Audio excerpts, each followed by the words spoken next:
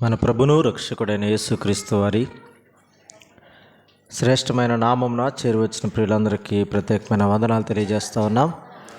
ప్రభు మహాకృపను బట్టి 2026 రెండవ ఆదివారంలోనికి ప్రభు మనల్ని ప్రవేశింపజేశాడు. ప్రభుని మనము ఆత్మతోనూ సత్యముతోనూ ఆరాధించడానికి ప్రభు కృప చూపించారు. అందును బట్టి ప్రభుకు స్తోత్రాలు చెల్లిస్తూ ఉన్నాం. లేఖనంలో నుండి పాత నిబంధన గ్రంథంలో నుండి సమూయేలు మొదటి గ్రంథం 7వ అధ్యాయం వచనం 12 మనం చదువుకుందాం.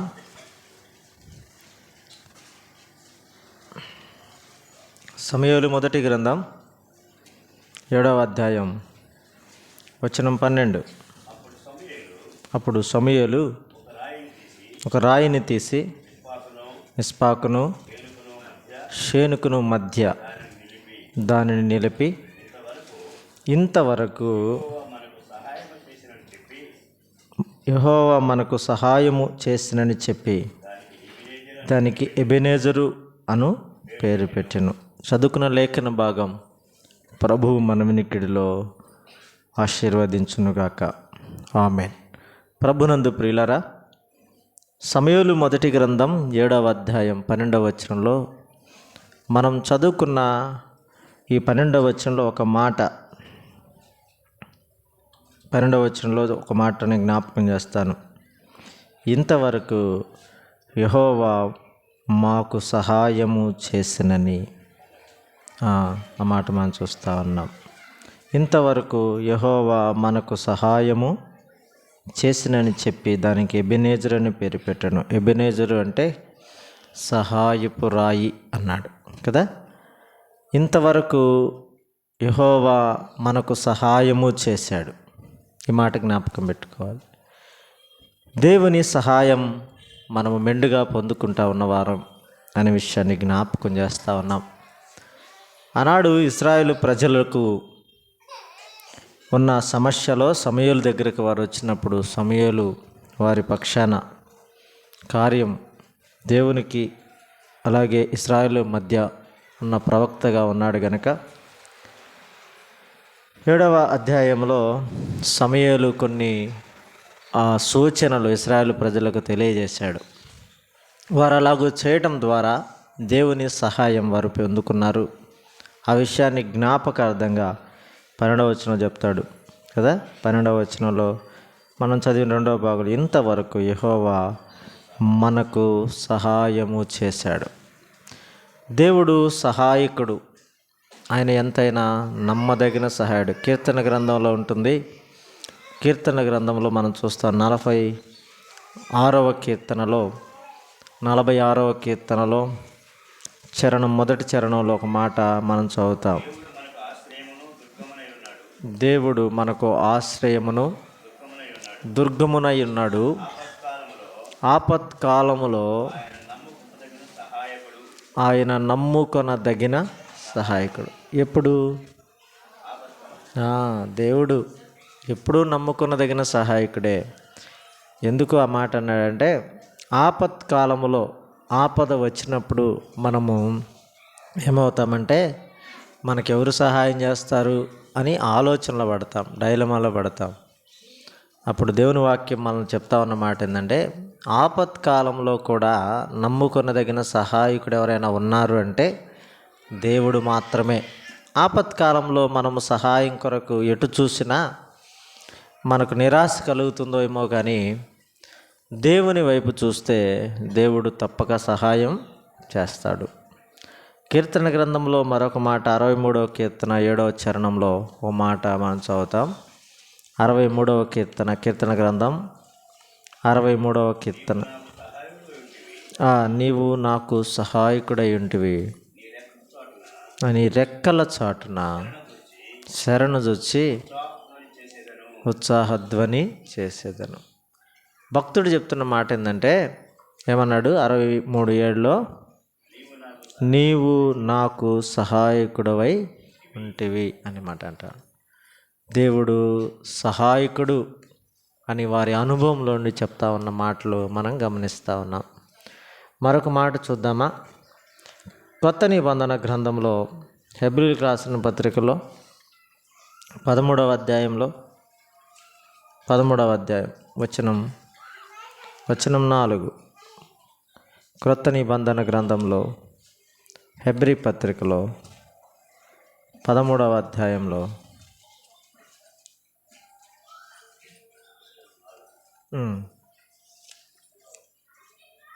6వ వచనం, నిన్ను ఏమాత్రమును విడువను,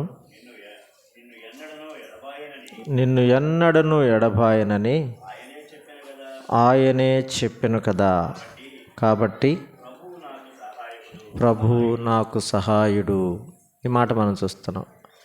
ఈ సహాయకుడట ఎన్నడు విడువని ఎడబాయని సహాయుడు, సహాయం చేసేవాడు. ఎన్నడూ విడవని సహాయకుడు ఎవరైనా ఉన్నారా అంటే బైబిల్ చెప్తా ఉంది, ఆయన ప్రభు అయిన యేసుక్రీస్తు వారు. ఆయన ఎప్పుడు విడిచిపెట్టేవాడు కాదు. ఎప్పుడు సహాయం కావాలన్నా ఆయన సహాయం చేయడానికి సిద్ధంగా ఉన్నటువంటి వారు. కీర్తన గ్రంథంలో 10వ కీర్తన 14 అంటాడు, తండ్రి లేని వారికి తల్లి లేని వారికి ఆయన సహాయకుడిగా.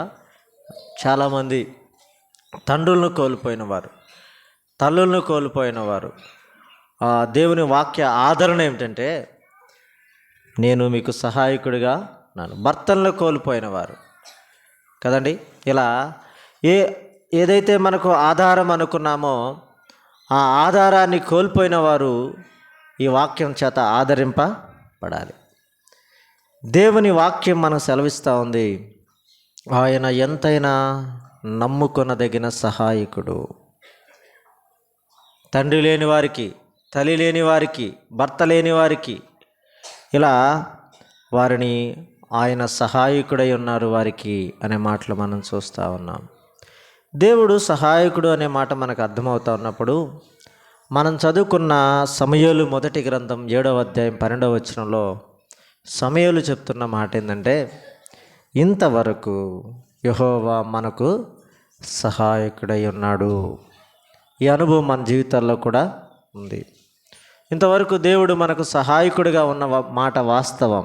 అయితే ఇజ్రాయేలు ప్రజలలో 7వ అధ్యాయాన్ని మనం చదువుతూ ఉన్నప్పుడు 12వ వచనానికంటే ముందుగా కొన్ని విషయాలను వారు జరిగించినట్లుగా, వారు దేవుని సహాయం పొందుకొనడానికి వారు కొన్ని విషయాలను వారు జరిగించినట్లుగా మనం చూడగలుగుతూ ఉన్నాం. చూద్దాం, చూడండి. సమూయేలు మొదటి గ్రంథం 7వ అధ్యాయం వచనం 2. మందసము కిర్యత్యారీములో నుండిన కాలమున 20 సంవత్సరములాయెను. ఇశ్రాయేలులందరూ యెహోవాను అనుసరింప దుఃఖించుచుండగా. ఇక్కడ నేను తీసుకున్న మాట ఏంటంటే 7వ అధ్యాయం 2వ వచనంలో ఇశ్రాయేలులందరూ యెహోవాను అనుసరించారు అనే మాట చూస్తా ఉన్నాం. ఇశ్రాయేలులందరట దేవునిని అనుసరించారు. అనుసరించటం అంటే వెంబడించటం,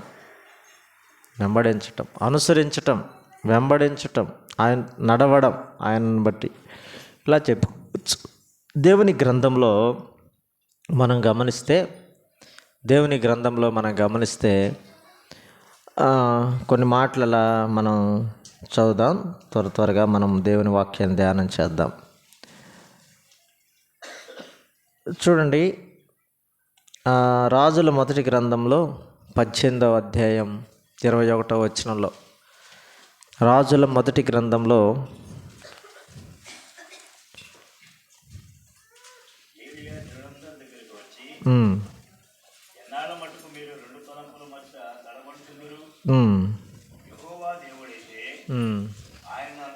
ఈ మాట, యెహోవా దేవుడైతే ఆయనను అనుసరించుడి.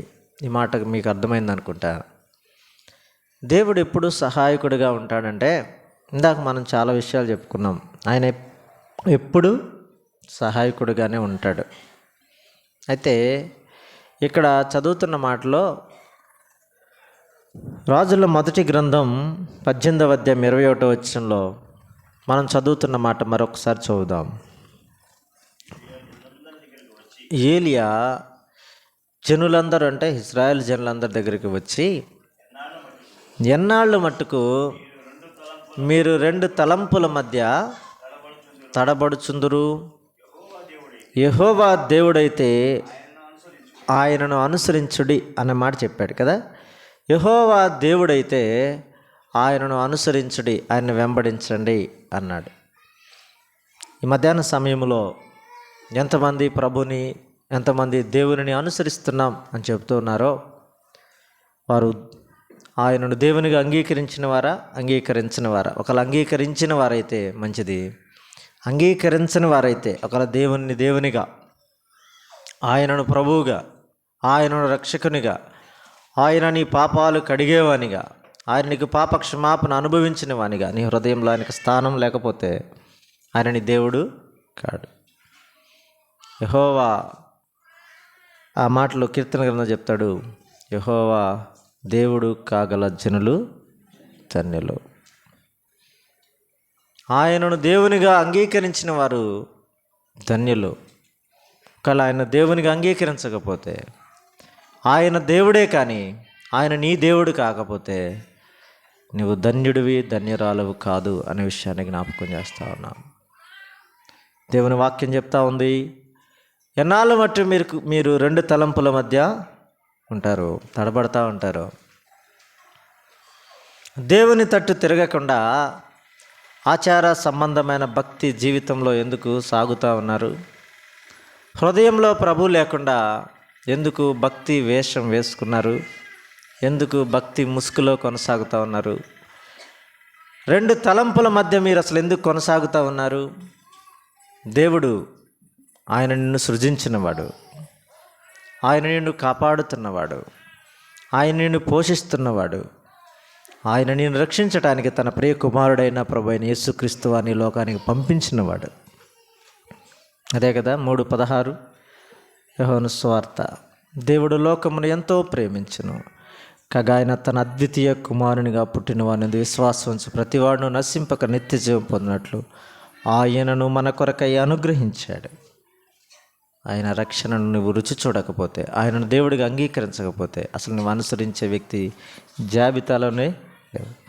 ఒక వ్యక్తి దేవుని నేను అనుసరిస్తున్నాను అని చెప్తే ఆ వ్యక్తి హృదయంలో ప్రభుని అంగీకరించిన వాడై ఉండాలి. ఆ వ్యక్తి ప్రభుని అంగీకరించిన వాడై ఉండాలి, ప్రభుని రక్షకునిగా స్వీకరించిన వాడై ఉండాలి. అప్పుడే నువ్వు దేవుని కుమారుడివి, కుమార్తె అవుతావు. నువ్వు ఆయన అడుగు జాడల్లో నడవగలిగిన వానివి అవుతావు. ఆయన నీ దేవుడు కాకుండా నువ్వు ఆయనను వెంబడించలేవు, ఆయన వెంబడించలేవు. శిష్యులు చేపలు పడతా ఉన్నారు కదా, శిష్యులు చేపలు పడతా ఉన్నాడు. యేసు ప్రభు వారిని చూసి నన్ను వెంబడించమన్నారు. వారు వలలు విడిచి ఆయనను వెంబడించారు. బాప్తిస్మిచ్చే యోహానుతో పాటు 2 శిష్యులు ఉన్నారు. యేసు ప్రభు వారు నడుస్తూ వెళ్తున్నాడు. ఇదిగో లోక పాపను మోసుకుని పోయే దేవుని గొర్రెపిల్ల అని ఆయన్ని పరిచయం చేశాడు. వారు ఆ ప్రభుని వెంబడించారు. అంటే వారి జీవితాలలోనికి ప్రభుని స్వీకరించి వారు ప్రభుని వెంబడించారు. వారి జీవితాలలో ప్రభుని అంగీకరించారు అనే విషయాన్ని జ్ఞాపకం చేస్తా ఉన్నా. ఈ మధ్యాహ్న సమయంలో 2026 ప్రారంభ దినాల్లో ఉన్న మనం ఆ ప్రభుని సొంత రక్షకునిగా అంగీకరించిన అనుభవం లేకపోతే, మీరు యవ్వన కాలంలో ఉన్నా, వృద్ధాప్యంలో ఉన్నా, ఏ పరిస్థితుల మధ్య ఉన్నా, మీరు ఆ ప్రభు అయిన యేసుక్రీస్తు వారిని సొంత రక్షకునిగా దేవునిగా అంగీకరించకపోతే దేవుడు నీకు సహాయకుడిగా ఉండలేడు. దేవుడు నీకు సహాయకుడు కావాలి అంటే నువ్వు చేయవలసిన మొదటి పని ఏంటంటే ఆయనను దేవునిగా నీ హృదయంలోనికి ఆహ్వానించు. ఆ విషయాన్ని జ్ఞాపకం చేస్తూ ఉన్నాం.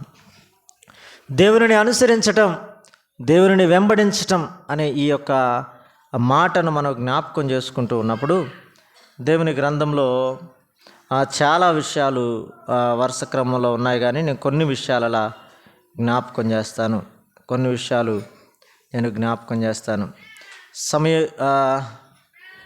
లేవియాకాండం 20వ అధ్యాయం 8వ వచనంలో త్వరగా మనం వచనాన్ని జ్ఞాపకం చేసుకొని ముందుకు సాగిపోదాం. లేవియాకాండం 20వ అధ్యాయం 8వ వచనం. వచనం 8, ఉమ్. మీరు నా కట్టడలను ఆచరించి వాటిని అనుసరింపవలను. దేవుని వాక్యం చెప్తున్న మాట ఏంటంటే, మొట్టమొదట మనము వాటిని అనుసరించాలి అన్నాడు. వేటిని? దేవుని కట్టడలను కదా. దేవుని కట్టడలను మనం అనుసరించాలి. మన అంశం మన జ్ఞాపకం పెట్టుకోనండి. అనుసరించటం అనే మాటను మనము ప్రధానంగా జ్ఞాపకం చేసుకుంటా ఉన్నాం కనుక దేవుని కట్టడలను మనము అనుసరించు వారముగా ఉండాలి అనే విషయాన్ని జ్ఞాపకం చేస్తూ ఉన్నాడు. మరొక మాట చూద్దామా? సమూయేలు 2వ గ్రంథం 2వ అధ్యాయం 22వ వచనం, వచనం 22. సమూయేలు గ్రంథం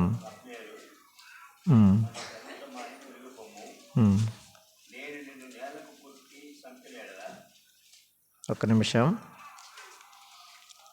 సమూయేలు 2వ గ్రంథం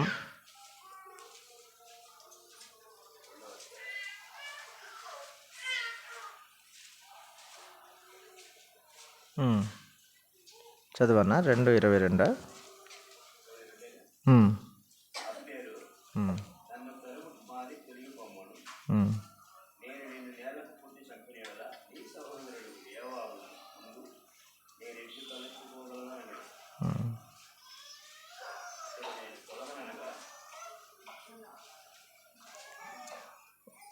సరే, మరొక వచనం చదువుదాం. సామెతల గ్రంథం 8వ అధ్యాయం 32వ వచనం, వచనం 32.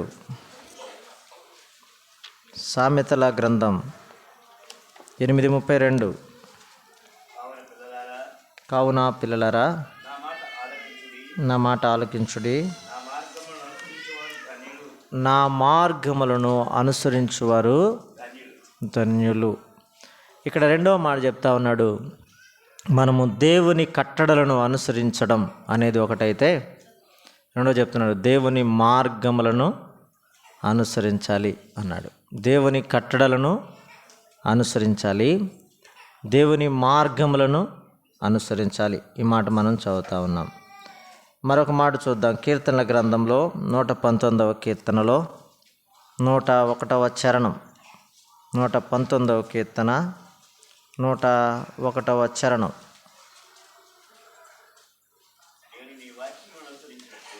నేను నీ వాక్యమును అనుసరించున్నట్లు. ఈ మాట చాలు. దేవుని వాక్యమును అనుసరించడం. ఈ మాట చెప్తాను. దేవుని కట్టడలను, దేవుని మార్గములను, దేవుని వాక్యములను అనుసరించడం అనే మాట చెప్తా ఉన్నాం. వారు యెహోవాను అనుసరించారు అనే మాటలో వారు దేవునిగా అంగీకరించారు, దేవునిగా స్వీకరించారు, అనుసరించారు. దేవుని కట్టడలను అనుసరించారు, దేవుని వాక్యమును అనుసరించారు, దేవుని మార్గములను అనుసరించారు. ఈ మాట మనం జ్ఞాపకం చేసుకుంటున్నాం. అందుకని దేవుడు వారికి సహాయకుడుగా ఉన్నాడు అని మాట్లాడుతున్నాం. క్రొత్త నిబంధనలో 3వ యోహాను పత్రిక, యోహాను 3వ పత్రికలో మనం చూస్తాం. 3వ వచనంలో, వచనం 3లో నీవు సత్యమును అనుసరించి నడుచుకొనుచున్నావు అన్నాడు. సత్యమును అనుసరించి నడుచుకొనుచున్నావు అనే ఒక సాక్ష్యాన్ని యోహాను పత్రికలో మనం చూడగలుగుతూ ఉన్నాం. ఆ మాటలు మనం చదువుతూ ఉన్నప్పుడు దేవుని కట్టడలు, దేవుని మార్గాలు, దేవుని వాక్యం, దేవుని సత్యమై ఉన్న దేవుని అనుసరించి వెంబడించటం అంటాడు. పేతురు పత్రికలో చెప్తాడు, 2:21 మొదటి పత్రికలో కదా, ఆ ప్రభువు ఒక మాదిరి మనం ఎదుట ఉంచిపోయాడు, ఆయనను వెంబడించి కదా, ఆయనను మాదిరిగా ఉంచిన అడుగుజాడలో మీరు నడవమంటాడు కదా.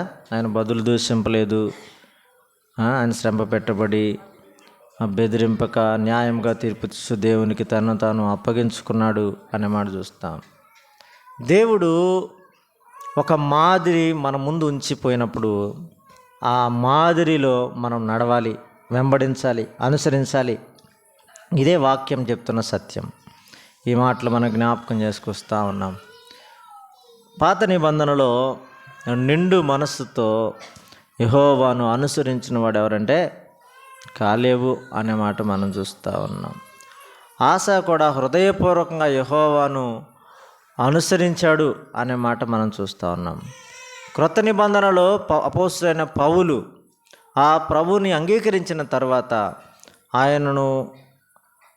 ఆయన వలె జీవించి అనుసరించి ఆయన జీవితాన్ని సాగించాడనే విషయం చూస్తూ ఉన్నాం. క్రొత్త నిబంధనలో ఆయన ఎన్నుకున్న శిష్యులలో ప్రతి ఒక్కరు కూడా తమ జీవితాలలో ఆ ప్రభువుని అనుసరించే నడిచారు.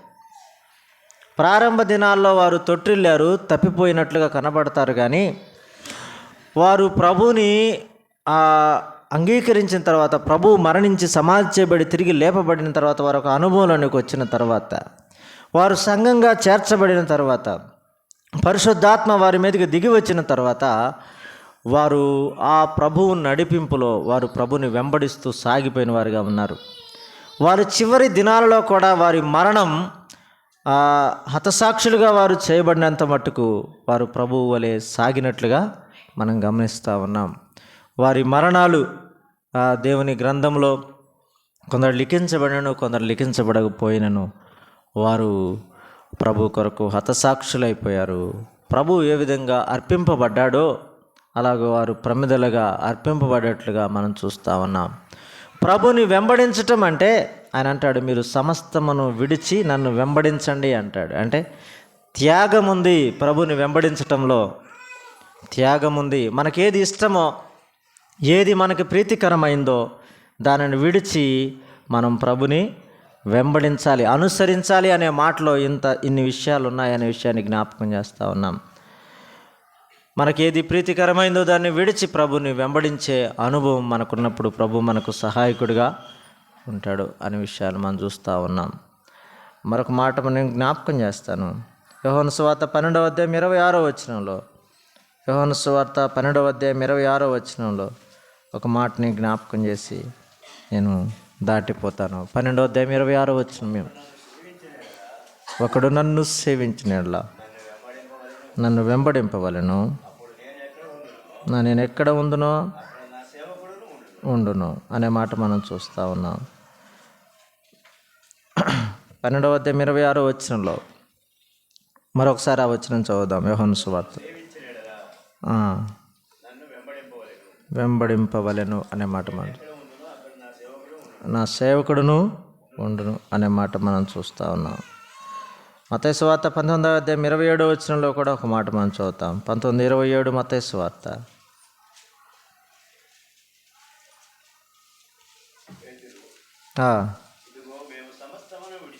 మేము సమస్తమును విడిచిపెట్టి నిన్ను వెంబడించితిమి. చాలా మాట, మేము సమస్తమును విడిచి నిన్ను వెంబడించితిమి. 16వ అధ్యాయం 24 మత్తయి సువార్త 16వ అధ్యాయం 24 వచనం. అప్పుడు యేసు తన శిష్యులను చూచి, ఎవడైనా నన్ను వెంబడింపగోరిన ఎడల తన్ను తాను ఉపేక్షించుకొని తన సిలువనెత్తుకొని నన్ను వెంబడింపవలెను. తన్ను తాను ఉపేక్షించుకోవాలి. మొదట మనలో ఏముందో, మన టాలెంట్స్ ఇవన్నీ కాదు, ఇవన్నిటిని మనం ఉపేక్షించాలి. ప్రభు సిలువనెత్తుకున్నప్పుడు సిలువ శ్రమను జ్ఞాపకం చేస్తూ ఉంది, సిలువ సహనాన్ని జ్ఞాపకం చేస్తూ ఉంది, సహించటాన్ని జ్ఞాపకం చేస్తూ ఉంది. సిలువను ఎత్తుకున్న అనుభవంలో మనం సాగిపోతూ ఉన్నప్పుడు కదా, మనల్ని మనం ఉపేక్షించుకొని ఆ సిలువను ఎత్తుకొని మనం ముందుకు సాగే అనుభవం, అది ప్రభుని అనుసరించే విధానం, వెంబడించే విధానం. ఆనాడు ఇశ్రాయేలు ప్రజలకు దేవుడు సహాయకుడిగా ఉన్నాడు అంటే వారు ఆయనను అనుసరించారు అని మాట చూస్తూ ఉన్నాం. మనం అనుసరిస్తూ ఉన్నామా? ఆ ప్రభు అయిన యేసుక్రీస్తు వారిని మనం అనుసరిస్తూ ఉన్నామా? పేతురుపత్రికలు ఇందా చదివాం కదా, ఆయన మన కొరకు ఒక మాదిరిని ఉంచిపోయాడు. మనం ఆయన అనుసరించే వారమైతే మనం వాక్యాన్ని అనుసరిస్తాం. మనం ఆయన అనుసరించే వారమైతే ఆయన కట్టడలను అనుసరిస్తాం. మనం ఆయన అనుసరించే వారమైతే ఆయన మార్గములను అనుసరిస్తాం. మనం ఆయన అనుసరించే వారమైతే మొట్టమొదట ఆయనను దేవుడిగా అంగీకరిస్తాం. మనల్ని మనం ఉపేక్షించుకుంటాం, మనల్ని మనం తగ్గించుకుంటాం. ప్రభువుని మన ముందు ప్రదర్శన చేస్తాం. ప్రభువుని మనలో కనపడే విధంగా మనము ప్రకాశిస్తాం. ఈ విషయాన్ని జ్ఞాపకం చేస్తున్నాను.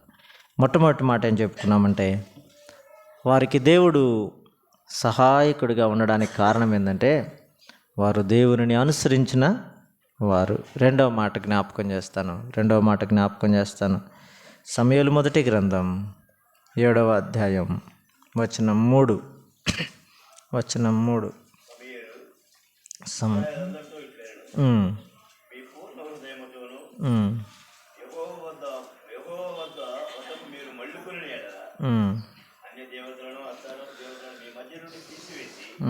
మళ్ళు కొనిన ఎడల అనే మాటను మనం జ్ఞాపకం పెట్టుకుందాం. యెహోవా యొద్దకు మళ్ళు కొనిన ఎడల అనే మాట మనం చూస్తూ ఉన్నాం. దేవుని తట్టు మనం తిరగడం కదా, దేవుని తట్టు మనం తిరగడం. దేవుని తట్టు ఎవరైతే తిరుగుతారో నేను వారి తట్టు తిరుగుతాను అనే మాటను దేవుని గ్రంథం జకర్యా గ్రంథంలో మనం చూస్తూ ఉన్నాం. ఎవడు నా తట్టు తిరుగునో నేను వాని తట్టు తిరిగెదను. దేవుడే మన తట్టు తిరిగితే మనకు సహాయం ఎలా కలగకుండా ఉంటుంది? ఒకటి దేవుని సహాయం మనం పొందుకోలేకపోవడానికి కారణం ఏంటంటే మనము దేవుని తట్టు తిరగటం లేదు అనే విషయాన్ని జ్ఞాపకం చేస్తూ ఉన్నా. దేవుని తట్టు తిరిగే అనుభవం మనం కలిగి ఉన్నప్పుడు ప్రభు మనకు సహాయకుడిగా ఉంటాడు అనే విషయాన్ని జ్ఞాపకం చేస్తూ ఉన్నాం. చూడండి, దానికి అనుగుణంగా 1-2 మాటలలా జ్ఞాపకం చేస్తాం. విలాప వాక్యములు 3వ అధ్యాయం 40వ వచనం 40 3:40 ఇర్మియా, తర్వాత విలాప వాక్యములు. పాత నిబంధన గ్రంథంలో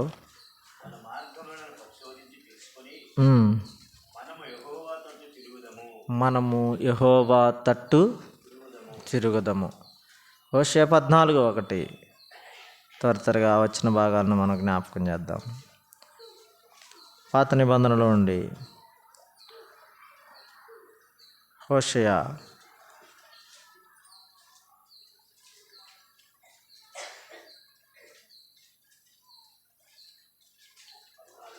1. ఇశ్రాయేలు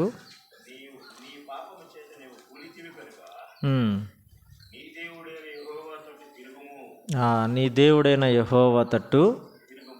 ముందు మాట ఏం చెప్పాడంటే నీ పాపము చేత నీవు కూలిపోయావు అన్నాడు కదా.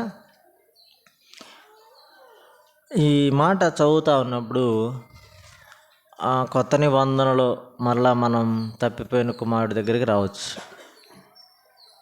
ఏ పరిస్థితుల మధ్య కూలిపోయిన అనుభవంలో ఉన్నాడో, పడిపోయిన అనుభవంలో ఉన్నాడో, ఆ పరిస్థితి అంతా ఆ యొక్క లూకా సువార్త 15వ అధ్యాయంలో లిఖించాడు. ఎలా ఉన్నటువంటి వాడు ఎలా దిగజారిపోయాడో జ్ఞాపకం చేస్తూ అతను తండ్రి దగ్గరకు వచ్చినప్పుడు తండ్రి తనను ఆహ్వానించిన విధానం, కౌగిలించుకున్న విధానం, ముద్దు పెట్టుకున్న విధానం, హక్కును చేర్చుకున్న విధానం, నూతన వస్త్రాలు, చెప్పులు, ఉంగరం, విందు, ఇలాంటి అనుభవం ఎప్పుడు కలిగిందంటే ఆ స్థితి నుండి తన తండ్రి ఇంటి తట్టు తిరిగినప్పుడు కలిగింది అని జ్ఞాపకం చేస్తూ ఉన్నాను. ఒకప్పుడు తినడానికి పందుల దగ్గర ఉన్న పొట్టును తినడానికి ఇష్టపడ్డాడు, కానీ అది కూడా అతనికి దక్కలేదు, ఆ సహాయం కూడా దొరకలేదు. ఇప్పుడైతే ఆ పందుల దగ్గర ఉన్న పొట్టు కాదు, కానీ పనివాండ్ర చేత సేవ చేయించుకుంటూ విందు భోజనంలో కూర్చున్నవాడు ఎవరంటే ఆ తప్పిపోయిన కుమారుడు, ఆ పడిపోయిన కుమారుడు, ఆ పాప స్థితిలో దిగజారిపోయిన కుమారుడు ప్రభు తట్టు తిరిగాడు, తండ్రి తట్టు తిరిగాడు, తండ్రి ఇంటికి వచ్చాడని మనం చూస్తూ ఉన్నాం. కానీ మనం కూడా అలాంటి పరిస్థితుల మధ్య ఎన్నిసార్లు పడిపోతూ ఉన్నాము. ప్రభు తట్టు తిరుగుదాం. ప్రభు తప్పకుండా మనను సహాయం చేసి తను మనకి ఇవ్వాలనుకున్న స్థానాన్ని ఇచ్చి మనల్ని తృప్తిపరుస్తాడనే విషయాన్ని జ్ఞాపకం చేస్తూ ఉన్నాం. నేను ఎక్కువ విషయాలు చెప్పడం లేదు, కానీ మరొక మాటలోనికి నేను వెళ్తూ ఉన్నాను. మొదటిది, ఇశ్రాయేలు ప్రజలు ఆయనను అనుసరించారు. వారు అనుసరించటాన్ని బట్టి దేవుని సహాయాన్ని పొందుకున్నారు. ఇశ్రాయేలు ప్రజలు ఆయన తట్టు తిరిగారు. అక్కడ ఒక మాట చెప్పాడు. సమూయేలు మొదటి గ్రంథం 7:3 ఏమన్నాడంటే, అన్న చదువుతున్నాడు ఇందాక ఆ మాటలో, నేను ఆపాను అక్కడ.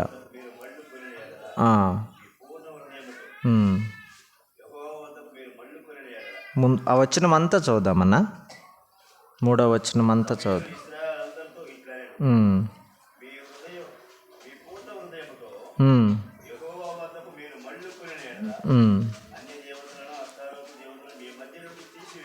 అన్య దేవతలను, అష్టారోతు దేవతలను మీ మధ్య నుండి తీసివేసి పట్టుదల కలిగి యెహోవా తట్టు మీ హృదయం తట్టు. ఇక్కడి మాట, అవి తీసివేయాల్సినవి తీసివేసి ప్రభు తట్టు తిరిగితే దేవుడు తప్పకుండా సహాయం చేస్తాడు. మనం జ్ఞాపకం చేసుకుంటూ ఉంటాం, వెనుకున్నవి మరచి అంటాం కదా. అలాగూ మనకి ఏదైతే దేవునికి అసహ్యంగా, దేవునికి ఆయాసకరంగా ఉన్నాయో తీసివేసుకొని మనం ప్రభు తట్టు తిరిగితే ప్రభు తప్పకుండా సహాయం చేస్తాడు. 3వ మాటలోనికి వెళ్తాం. సమూయేలు మొదటి గ్రంథం 7వ అధ్యాయం వచనం 3లో మరొక మాట జ్ఞాపకం చేస్తాను. వచనం 3 మరలా చదువుతాం. సమూయేలు ఇశ్రాయేలు అందరితో ఇట్లా, నేను మీ పూర్ణ హృదయముతో మళ్ళుకొనేలా తీసివేసి పట్టుదల కలిగి యెహోవా తట్టు మీ హృదయములను త్రిప్పి ఆయనను సేవించుడి. 4వ వచనం కూడా చదువుదాం. మిమ్మల్ని విడిపించును. అంతటా ఇశ్రాయేలీయులు బయలుదేవతలను, అష్టారోతు దేవతలను తీసివేసి, ఈ మాట గుర్తుపెట్టుకోండి, యెహోవాను మాత్రమే సేవించిరి. వారి 3వ అనుభవం ఏంటంటే, వారు యెహోవాను మాత్రమే సేవించిరి. వారు సేవించారు. ఎవరిని అంటే దేవునిని సేవించారు. వారి రక్షకుని సేవించారు. వారిని అరణ్యము నుండి కాపాడిన, లేక ఐగుప్తు నుండి కాపాడిన దేవుణ్ణి సేవించారు. ఇలా చెప్పుకుంటూ పోతే మనల్ని కూడా ప్రభు ఏ విధంగా కాపాడాడో కదా. మనం సేవించటం ద్వారా దేవుని సహాయం మనకు కలుగుతూ ఉంది అనే విషయాన్ని జ్ఞాపకం చేస్తూ ఉన్నాం. చూడండి, కీర్తన 2:21లో 2:21 కీర్తన గ్రంథం 2వ అధ్యాయం 21 వచ్చిన 21.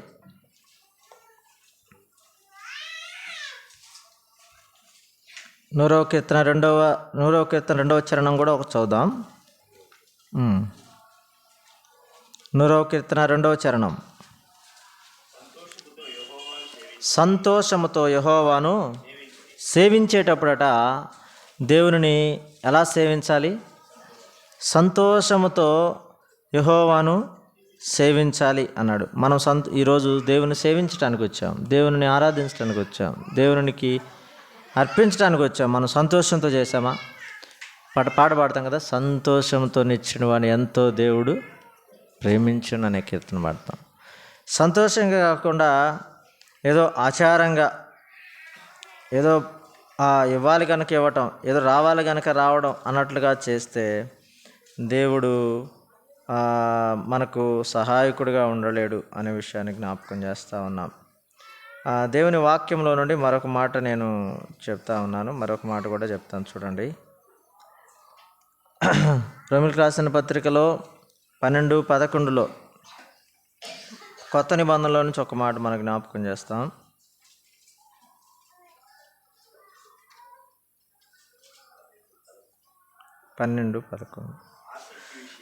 ఆసక్తి విషయంలో మాంద్యులు కాక ఆత్మయందు తీవ్రత గలవారయ్యి. ప్రభుని సేవించేటప్పుడట ఆత్మయందు తీవ్రత గలవారమై మనం ప్రభుని సేవించాలి. సేవించడం అనే మాటలో మనం గుర్తుపెట్టుకుంటున్న మాట ఏంటంటే, ఇందాక మనం చదివాం 100వ కీర్తనలో ఏం చదివాం? సంతోషముతో సేవించాలి. ఇక్కడేమన్నాడు? కొత్త నిబంధనలో మనం చదువుతున్న మాట ప్రకారం ఆత్మయందు తీవ్రత గలవారమై సేవించాలి అన్నాడు. 2వ కీర్తన 11వ చరణంలో ఏమన్నాడంటే, భయభక్తులు కలిగి యెహోవాను సేవించుడి. భయము, దేవుని భయం, అలాగే అదే సమయంలో దేవుని యందు భక్తి కలిగి మనం యెహోవాను సేవించాలి అనే విషయాన్ని మనం జ్ఞాపకం చేస్తున్నాం. 3 విషయాలు చెప్పాము. ఆ తర్వాత 4వ మాటగా నేను జ్ఞాపకం చేస్తాను. సమూయేలు మొదటి గ్రంథం 7వ అధ్యాయం 5-6 వచనాలలో ఒక మాట జ్ఞాపకం చేస్తాను. 5-6. అంతటా సమూయేలు ఇశ్రాయేలందరినీ మిస్పాకును పిలవనంపుడి, నేను మీ పక్షమున ప్రార్థన చేతునని చెప్పగా, వారు మిస్పాలో కూడుకొని నీళ్లు చేది యెహోవా సన్నిధిని కుమ్మరించి ఆ దినము ఉపవాసముండి యెహోవా దృష్టికి మేము పాపాత్మలను ఒప్పుకొనిరి. మిస్పాలో న్యాయము తీర్చుచు వచ్చాను. ఇక్కడ మనం చదువుతున్న మాటలో 5వ వచనంలో సమూయేలు ప్రార్థన చేసినట్లుగా కనపడతా ఉంటుంది. 6వ వచనంలో వారు కూడా ఉపవాసం ఉండి యెహోవాకు ప్రార్థన చేసినట్లుగా కనపడతా ఉంది. ప్రార్థన అనేది ప్రభువు మనకు సహాయము చేయడానికి ఒక గొప్ప సాధనం అనే విషయాన్ని జ్ఞాపకం చేస్తున్నాం. బైబిల్ గ్రంథంలో, రాజుల గ్రంథాల్లో మనం చదువుతూ ఉంటాం, యెహోవా నీవే మాకు దిక్కు, నీవే మాకు సహాయకుడు అని ప్రార్థన చేస్తే విజయాలు వచ్చాయి. అపజయం కలగవలసిన చోట ఇశ్రాయేలు జనాంగం తక్కువ ఉన్నా మిగతా దేశాల అందరి వారు మూకుమ్మడిగా వారిపై దాడి చేసిన వారు ప్రభువే సహాయకుడని వారి వైపు ప్రభు తట్టు చూసినప్పుడు ప్రభు సహాయం చేసినట్లుగా మనం చూస్తాం. ప్రార్థనలో శక్తి ఉంది, ప్రభు సహాయం చేస్తాడు. అంతే కదా, మనం కొండల తట్టుని కన్నులెత్తుతున్నా సహాయము నాకు ఎక్కడి నుండి వచ్చును, యెహోవాయే సహాయకుడు. మనం ప్రార్థనను జ్ఞాపకం చేస్తూ ఉంది అది. మనము ప్రభు తట్టు కనులెత్తినప్పుడు, మన ప్రార్థనలో ప్రభుని అడిగినప్పుడు ప్రభు తప్పకుండా సహాయం చేస్తాడు. వారికి ఆ సహాయం దొరికింది. తర్వాత వచనం చదువుతాం కదా, ఆ మాట చదువుతాం. తర్వాత వచనాల్లో సమూయేలు ఆ దహన బలి అర్పించిన తర్వాత 11వ వచనంలో ఇశ్రాయేలీయులు మిస్పాలో నుండి బయలుదేరి ఫిలిష్తీయులను తరిమి హతము చేసిరి. వారిపై విజయాన్ని ఇచ్చాడు ప్రభు అనే మాట మనం చూస్తాం. అప్పుడు సమూయేలు పలుకుతా ఉన్నాడు 12వ వచనంలో, యెహోవా ఇంతవరకు యెహోవా మనకు సహాయము చేసెను అనే మాట మనం చూస్తూ ఉన్నాం. 4 మాటలు నేను చెప్పాను. ఇశ్రాయేలు ప్రజలు ఆనాడు దేవుని అనుసరించారు. ఇశ్రాయేలు ప్రజలు ఆనాడు దేవుని తట్టు తిరిగారు. ఇశ్రాయేలు ప్రజలు ఆనాడు ఆయనను సేవించిన అనుభవంలో ఉన్నారు. ఇశ్రాయేలు ప్రజలు ఆనాడు ఆయనను ప్రార్థించిన అనుభవంలో ఉన్నారు. వారికి దేవుడు సహాయకుడిగా ఉన్నాడు. ఈ మధ్యాహ్న సమయంలో ఆత్మీయ ఇశ్రాయేలుగా పిలువబడుతున్న మనం కూడా ఈ విషయాలలో ముందుకు సాగుతూ ప్రభు సహాయాన్ని పొందుకొని ప్రభు వలన మనము దీవెనకు పాత్రులవుదాం. మొదటే చెప్పాను, ఆ ప్రభు ఇందుకొరకే, ఆ సహాయకుడు ఇందుకొరకే మనల్ని పాపము నుండి విమోచించేవాడు ఎవడూ లేకపోగా, ఎవని ద్వారా ఆ పాప క్షమాపణ అనుభవం కలగకపోగా, ఆ ప్రియ కుమారుడైన ప్రభు అయిన యేసుక్రీస్తు వారిని లోకానికి పంపించడం ద్వారా పాప క్షమాపణను మనకు కలిగించడానికి ఆయనని లోకానికి పంపించాడు. ఆయనను అంగీకరించడం ద్వారా మనకు పాప క్షమాపణ అనుభవం కలుగుతూ ఉంది. మనకు ఎక్కడి నుండి సహాయం కలగదు, కానీ దేవుని ద్వారా మాత్రమే పాప క్షమాపణ అనుభవం కలుగుతూ ఉంది. మరి ఇంకేదైనా ఎవరి ద్వారా అయినా కలగొచ్చు, కానీ 49వ కీర్తనలో తన సొంత సహోదరుని కూడా ఎవరు ప్రాయశ్చిత్తం కలుగజేయలేడు అనే మాట మనం చూస్తూ ఉన్నాం. పాప క్షమాపణ అనుభవాన్ని పొందుకొని ప్రభుని అంగీకరించి ఆయన సహాయకుడిగా స్వీకరించి ఆయన సహాయాన్ని నిత్యం పొందుతూ మన 2026లో ప్రభుతో సాగిపోవాలని ప్రేమతో మీకు తెలియజేస్తూ కొద్ది మాటలు ముగిస్తూ ఉన్నాను. ప్రభు మాటలు దీవించును గాక. ఆమేన్.